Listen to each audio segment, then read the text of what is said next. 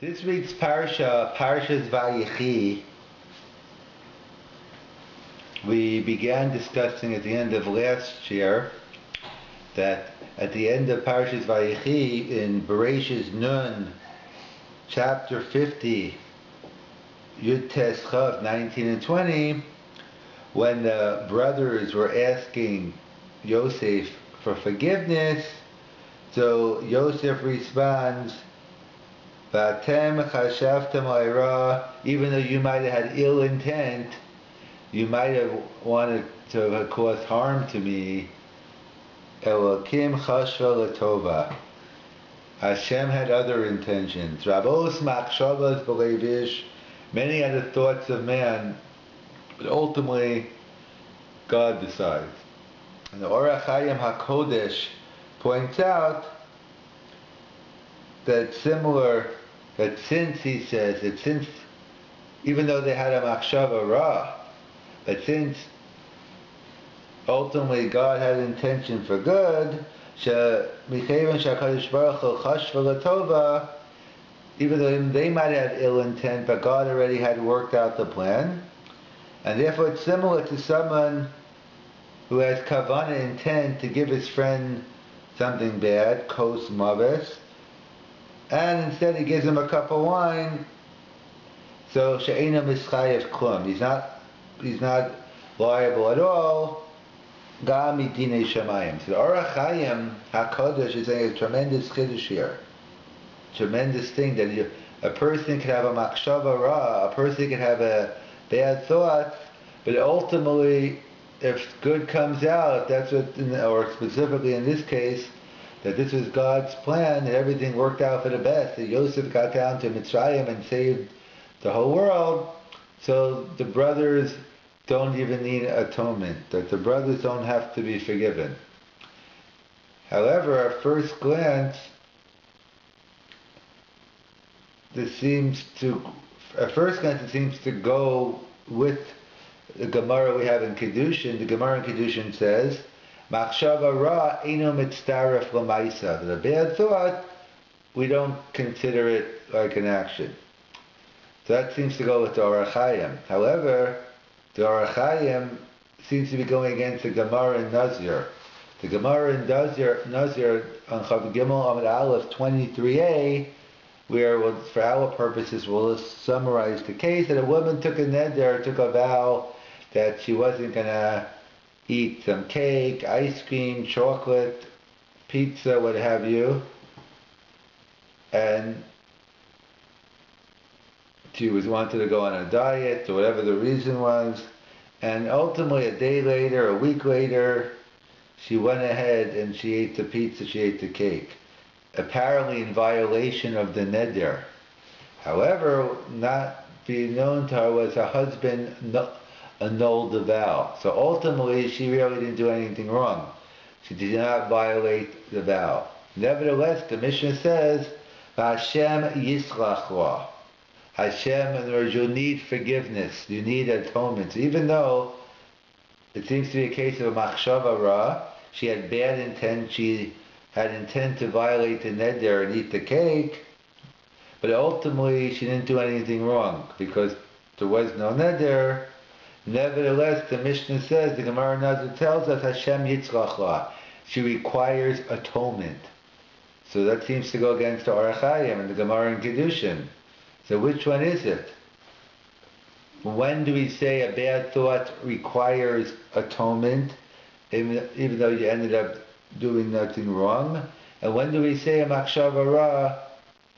How come certain times evil thought requires atonement, other times it doesn't? So some want to answer that it's not against the Gemara. The Gemara in Kedushin only says, and it's not against Orach Chaim, the Gemara in Kedushin says, a machshava ra eino mitztaref l'maisa. It doesn't count for an action. It doesn't count for an action, but it's still something, and it still requires atonement. So therefore, even the Gemara in Kedushin says you require atonement, and therefore it would be a stronger question to Orach Chaim. Why does he say that Yosef said, "Don't worry, you don't need any forgiveness"? However, there's a famous Beis Halevi, a brisker Rav, on on this on this piece of the issue. So he wants to say as follows: when does the Gemara, what's pshat the Gemara in Kiddushin? Machshava ra edom mitzaref lamaisa. An evil thought doesn't count for an action. That's only when it was only a machshava ra. If you just had a machshava, you just had a thought, but you didn't act on it, so then edom mitzaref lamaisa. You don't need an atonement. You didn't do anything. You had a mere thought. However, in the case of the Nazir, or in the case of the Gemara Nazir, in the case of the woman with the neder, she did do something. She actually ate the cake. She ate the ice cream. But when she ate the cake and ice cream, it was permitted because the husband already knows it. But nevertheless, even though it was a ma'aseh heter, but that's enough to show it serves this act serves as an indicator that it passed, that the threshold of ill intent, and therefore one is obligated, one would be liable for it. In other words, there's a similar brisker Rav and others, the Rav Soloveitchik, the Stipler, and Bereshis Peretz, they all have the same yisod agos sachmod. There's a famous kasha they ask on the Rambam. The Rambam, when discussing lo sachmod, so he talks about different levels. So he says, someone who just has someone rides by in a nice car or has a nice camera, an MP3 player, an iPhone, and you think about it, but that's the end of it. It's a mere fleeting thought. Maybe you have to work on your midos, work on your amunah, but you didn't really do any aveira. You didn't violate lo sachmod anyway. Then there's the second level, there's gosis aveh. The Torah says gosis aveh and lo sachmod. So there's three levels. One level is that so the first level is nothing. The second level is what's gosis aveh. You make a plan, you go through it, not just a mere passing thought, but you make a plan, but you don't act on it. That's the gosis aveh. But lo sachmod is, you make a plan, you have a plan of attack, and you go ahead and you actually take the object. So that's when the Rambam writes, you violate lo sachmod. In the Ten Commandments of not to covet. So the question is, so when the Rambam writes, what about getting makis? What about getting punishment for violating lo sachmod? So the Rambam writes, it's a lav she'ein bo ma'isa. Now there is no makis, there is no good old-fashioned whipping on lo sachmod because it doesn't involve an action. So they all jump on the Rambam, like, what are you talking about? You just contradicted yourself. This whole discussion, is that true? What the definition of a lav she'ein bo ma'isa is. But the question of the Rambam is, the Rabbi asks, he says, what do you mean? He says, he just finished saying, the only time you violate lo sachmod is until you actually take the object that you desired.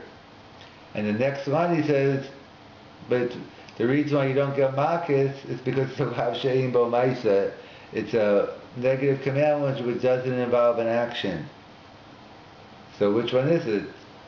So the commentators answer, the Rav, the Stipler, others, that no, really lo sachmod is a machshava. Really it's a sin in the heart. However, it's very hard to know, put a measuring stick on something in your heart. Like it's much easier to figure out who's a Torah scholar or Talmud Chacham than it is who's a tzaddik. You don't know a person's thoughts, but it's much harder in the world of machshava to know about the person's act. So therefore they point out that really lo sachmod is a machshava. However, how do I know I've gone too far? How do I know my thought process has gone too far? My desire in the heart has gone too far? when I actually act upon it. But the Isser is the Machshava. In fact, if I get someone else to get it for me, that's also Lo Sachma, because it's not the actual act, it's the fact that I went so far that I had to get the object. The same thing here, they point out, it's true. Really, over here, a Machshava Ra, Ino Mitzdaref L'Maisa. But that's only if there's if there's only a Machshava. But if there's a Maisa, so then you need atonement. So it's, even though it's a Maisa Heter, even though what you did is what you ate, the cake was permitted, but it shows that you've gone too far. And therefore, that's why Hashem Yisrach La, so a mere thought by itself doesn't need atonement, according to this, but in the case of the Nazir, Hashem Yisrach La, that's why you need atonement, because there was a Maisa, or be a Maisa Heter. However, the Kleichem himself gives a different reason. He wants to answer up, how does the Orach Chaim with Yosef of a Machshava Ra, the brothers, they don't need an atonement. How does it fit in with the Gemara in Nazir of Hashem Yitzchak La?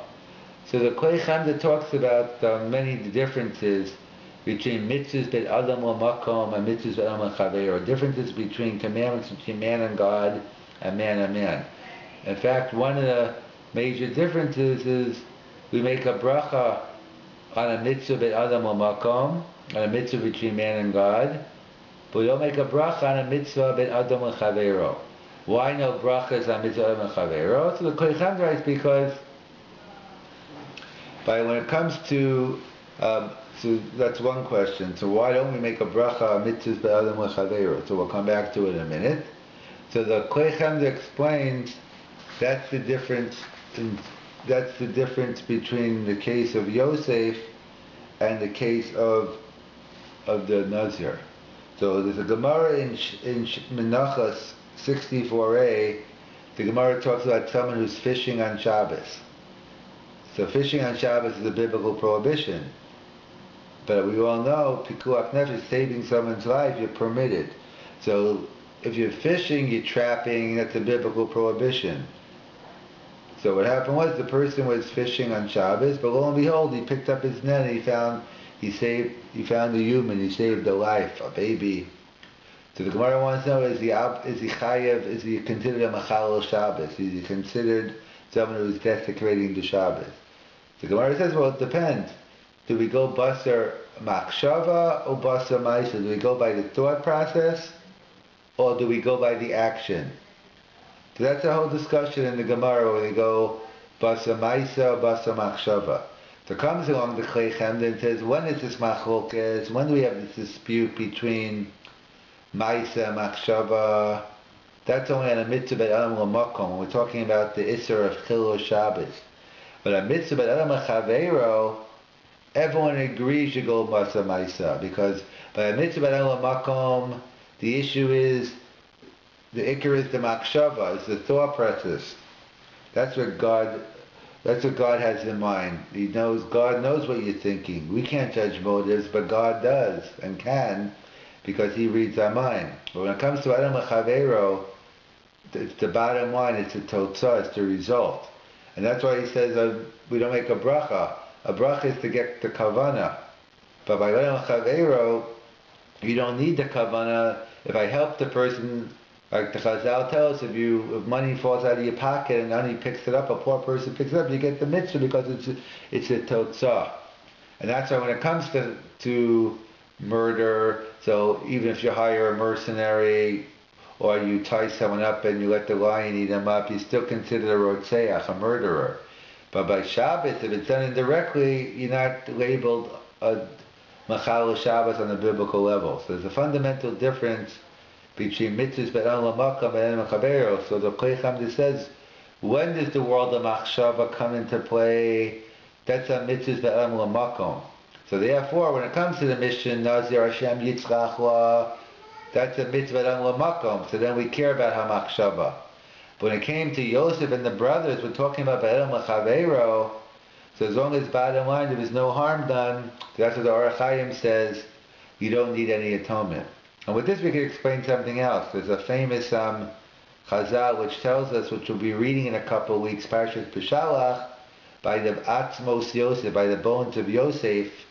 So it says that even though Moshe Rabbeinu took the bones of Yosef out of Mitzrayim, in Parashat B'Shalach, in the Pasuk in Yoshua gives credit for the Jewish people for taking the bones of Yosef out of Mitzrayim. So which one was it?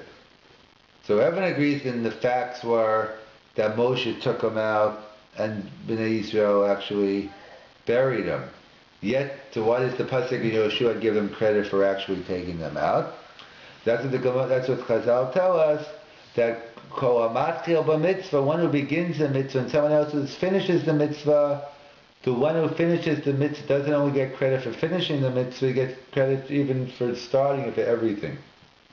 That's why Bnei Yisrael got credit for burying the bones of Yosef. We see every day in davening, Mizmar Shir Chanukas Habayis with David.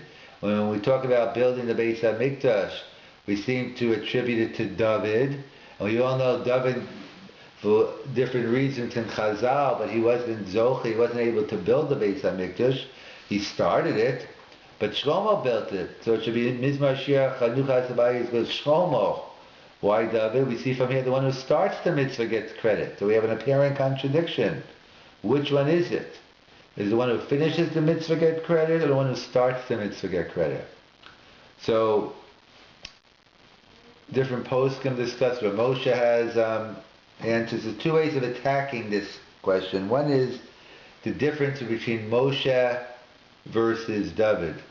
That by Moshe Rabbeinu, by Atzmas Yosef, anyone would have done it. It was a big schus, a merit. But since Moshe was the leader, he got first rights on doing it. So therefore, what had happened anyway? It was Moshe doing it for himself. And therefore, if he messed it up, he doesn't get any credit. But by David, his whole life, he tried to build the Beis HaMikdash. And it only happened because of him. Maybe it would have happened many years later, but the only reason there was a Beis HaMikdash is because of David. And therefore, so that's the difference between Moshe and David. It would have happened anyway if Atzmos Yosef would have been buried, but the Beis HaMikdash would not have happened until much later on, so that's why David gets credit. And the post can talk about it in terms of Shidduchim. If someone goes out, they get set up, and then doesn't work out, and then years later they come back together. Who gets the Shadchanis money? Is it the first one, the second one? So that's a discussion. However, there's perhaps another way we could suggest to answer up. The difference isn't between David and Moshe. The difference is between the mitzvah of Kvura versus the mitzvah of Binyan Beis HaMikdash. The mitzvah of Binyan Beis HaMikdash, that's the ultimate mitzvah Beit Adam L'Makom. Karbanos, Tefillah, the makam of davening, the makam of karbanos. So when it comes to mitzvahs v'adam makom, so the machshava plays a major role. What you wanted to do plays a major role. When it comes to mitzvahs v'adam chavero, it's result oriented. So when it comes to the bones of Yosef, if you would have taken the bones of Yosef out of Mitzrayim and just dumped them somewhere in the midbar, you're not doing anyone a favor. You get no reward. Because it's all about the result. So when it comes to Adam Chavero, the one who finishes it, they get credit for everything. But it's the result oriented. When it comes to Binyan Beis HaMikdash, it's the ultimate Ben Adam L'Makom, and of course Machshava plays a major role. And Mizmar Shir Chanukas Habayis for David, it was David who wanted. In fact, perhaps also that's how we could explain the mitzvah of tefillin. We know there's tefillin shel rosh, tefillin shel yad. And the different Mefarshim point out, tefillin shel yad represents action, that's B'Adam L'Chavero, and tefillin shel rosh represent mitzvahs B'Adam L'Makom, just because this is action, your arm doing it. And similarly, mitzvahs B'Adam L'Makom, that's with your head, with your rosh. And in this, parenthetically, we see you're never only wearing the tefillin shel rosh. You put on the yad, put on the rosh, take off the rosh, and take off the yad. To teach us that a person's working on chumras, so of course you have to keep both commandments. You have to be an observant Jew. You have to keep commandments between man and God and man and man. But if you want to take on chumras, you want to start doing extra, first you have to ground yourself in mitzvahs b'adam chaveru. You never only wearing the tefillin shel rosh, you're wearing the tefillin shel yad. And therefore, first you focus on the Vedam L'Chaveiro, and then you work on some extra chumras of Vedam L'Makom. But getting back, that's the yisod. And when it comes to mitzvahs Vedam L'Makom, Machshava plays a major role. When it comes to mitzvahs Vedam L'Chaveiro, it's the result-oriented. That's the pshat. The Orach Chaim writes, Yosef and the brothers, when the Yosef and the brothers asked Yosef, do you forgive me? He said, oh, Kim, Chashva Tova, you don't have to worry about it, because you didn't cause me any harm. So when it comes to Vedam L'Chaveiro, you don't need atonement. However, the Mishnah in Nazir, Hashem Yisrach La, that's talking about Vedam L'Makom, violating a neder, and therefore your Makshava plays a role, and therefore even though she ultimately didn't violate the neder, she still did the Maisa, and therefore she needs atonement. And that's how the Mefarshim explain the Pshat in the Orach Chaim HaKodesh. That's how the Kli Chemda explains the Pshat in the Orach Chaim HaKodesh and why Yosef's brothers did not require atonement.